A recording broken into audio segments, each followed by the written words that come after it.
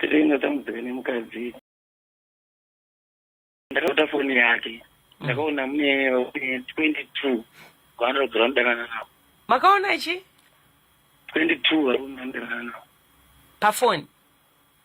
Mameseji akari mufoni, mamwe ari kuWhatsApp, mamwe matesti. Vachitobvira vandoonana, vandoita bonde iri. 22. Vari karendi tete. Varoga vese vandodanwa panguva imwe chete izvozvo. All right. Hello, Makadite. God have mercy upon us. No far. Mainini nyaya iri kutaurika ichokwadi.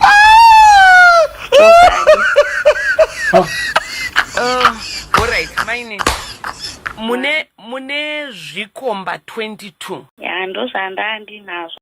Mistake zvaindakasiya. Vana vese wairara navo. Vanhu vawaisangana navo kupi?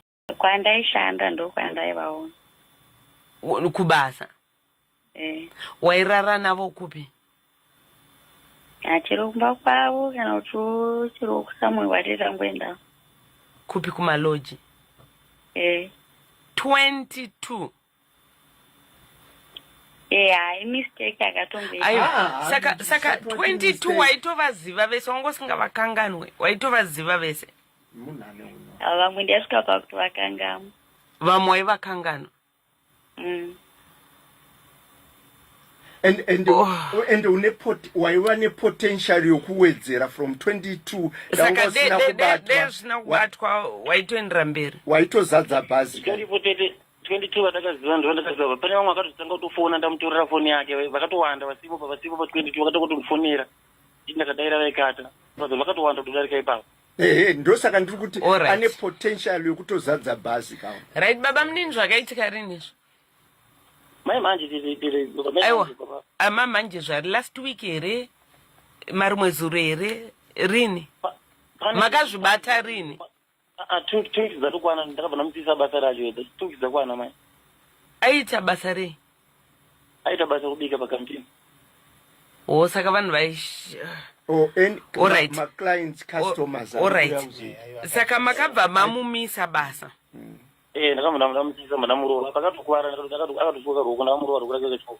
Alright, aiwa no. Atikurudziri violence. Hama dzake makadzizivisa? Hama dzake tete ndakadzizivisa but zvinonetsa nemuzwa. Zvinonetsa nyaya yacho inongonetsa but ndakavazivisa. Alright, okay. Alright. Mati pane 2 weeks zvaitika. Apa muchiri mese, muchiri kumuda here mukadzi wenyu? Kumuda ndomuda here. Munomuda akadaro? Nah, yeah, he's a gentleman. Dr. Nyamakao. Dr. Nyamakao. Amainini makadini zvenyu? Nofara makadiyo. Kumba kwamunobva kwakamira sei? Kumba kwatinobva kuri right. Kuri right. Because pane vanomboita zvamuri kuita kazvipati number 22 apa kumunhu akaroorwa even asina 22 aiwa 22 ndevakabatwa. Hanzi pane vamwe vari kufona futi kamainini vakufona foni yatorwa ndizvo. Ndevamwe vandendakangopona hamba zvavo vanongofona. Saka hamuna wamunoramba anenge auya kwamuri ka? Anenge akumbira nhamba. Anenge akupfimbai hamukwanisi kuramba. Hamukwanisi kuramba nditi mune mwoyo wakanaka. Ndinoramba suti mamwe anenge ari ngoro mafrendi zvavasarwa nerume. Aiwa mafrendi mozoguma mararamese.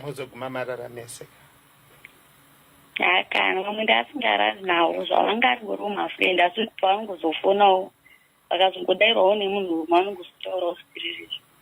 Aiwa. Wabvunzwa natete pa 22 kuti wakarara navo here ukati hongu wakarara navo. Ndichitobvunza kuti wairara navo kupi? Inini ndokubvunza mubvunzo uyu. Was it for monetary purposes kuti waivabhadharisa here mari kana kuti ainguva relationship waenda kumba kwavo kana kuti maenda kuloji? Waita zvemari? Waita zvemari. Ndikuda ndakabhadharisa vamwe ndangodana navo. Vamwe waibhadharisa? Waibhadharisa mari? Kana $10 kana $5.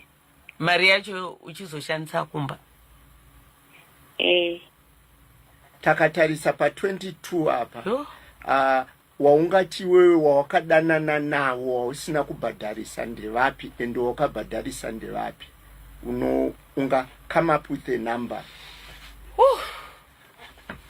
Ya vandakabhadharisa vashoma pano vandakadama. Saka it means urikuita kunakidzwa nazvo kwete kuitira mari. Because dai kunzi wawakabhadharisa vakawanda pane wausina. Ndaiti nini pamwe uri a commercial sex worker, uri munhu uya anotengesa miri wake for monetary value. Apa kusisiri kutengesa. But nokuti watiyo vashoma wakabhadharisa wauri kudanana nawo vakawanda, uri kupabata pamwe mwanasikana. Saka unozviti uri chii kana wakazvitarisa izvozvi? Une mukadzi womunhu mumba asi uri kune vamwe varume vauri kudanana nawo. Hauzi musikanzwa. It's a behavior. Ata 25 years. Usade kumanyire kuti musikanzwa hauzi musikanzwa. Akatanga nemakore manga. Alright, mainini wakatanga nemakore manga. Ndikuona kuti mune 4 years wakarorwa iko zvinoona 25 wakarorwa ne 21. Zanza ne umwe mwana. Wakatanga nemakore manga kuita izvozvi zvevana? Ndine 22.